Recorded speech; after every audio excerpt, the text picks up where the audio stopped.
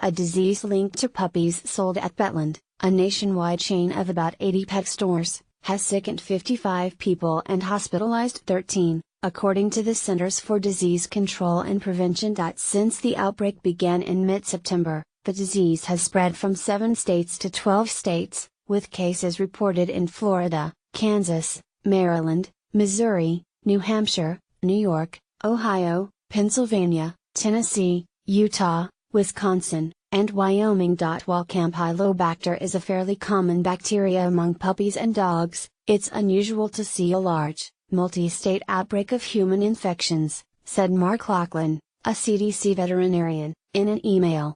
Most cases are associated with eating raw or undercooked poultry or meat, or from cross-contamination of these and other foods. The infection can cause bloody diarrhea, vomiting and fever. Lab results show that puppies sold through Ohio-based Petland are probably the source of the outbreak.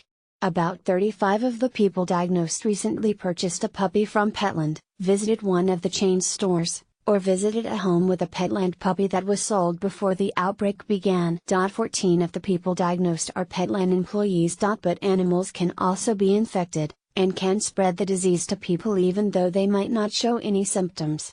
People who touch even a small amount of feces on a dog's fur or food bowl, and then inadvertently touch their mouths, can get an infection, Laughlin said. The Campylobacter strain in the recent outbreak appears to be resistant to commonly recommended antibiotics, Laughlin said.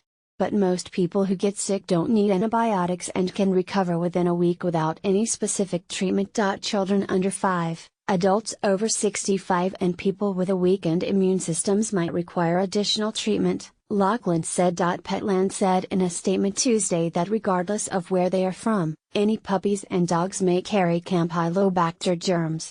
Petland said it has been able to provide traceback for any puppy purchased as requested by the CDC. The company is redoubling its efforts on education regarding proper hand sanitation as well. The CDC has no new recommendations for Petland, but continues to advise that Petland reinforces proper hand sanitization before and after playing with any of our puppies with the mini sanitation stations in each store, Petland officials said in the statement. The CDC estimates that about 1.3 million cases of Campylobacter occur in people each year, about 2/3 of which are foodborne. The remainder of cases come from animals and other sources. Most of the people infected during the current outbreak are in Florida or Ohio. The CDC has seen 13 human outbreaks of Campylobacter infections linked to contact with dogs since January 2009, Laughlin said.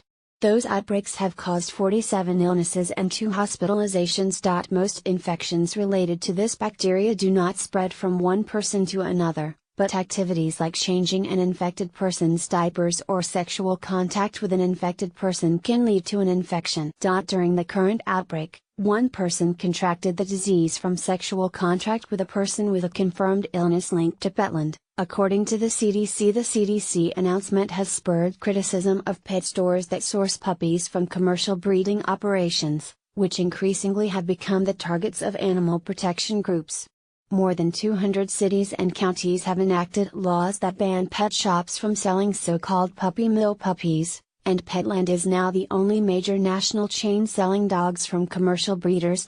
As the CDC continues to investigate the outbreak, the American Society for the Prevention of Cruelty to Animals is calling on states to protect their residents and consumers by stopping the importation of puppies for resale until the source of the outbreak is fully determined. Last month, the Post's Karen Brouillard and Lena H. Sun reported that the Animal Legal Defense Fund filed a class action lawsuit in July against Petland, saying it defrauded customers by guaranteeing puppies it knew were prone to illnesses and other defects. The company, which says it only sells puppies from breeders licensed by the U.S. Department of Agriculture, and with clean federal inspection reports, provides a health warranty to purchasers of puppies and kittens, saying the animal has been examined by 2 or 3 veterinarians before being offered for sale. But the animal group's director of litigation, Matthew Liebman, said Monday that those inspections are cursory at best and sometimes rubber-stamped by veterinarians who are beholden to the company.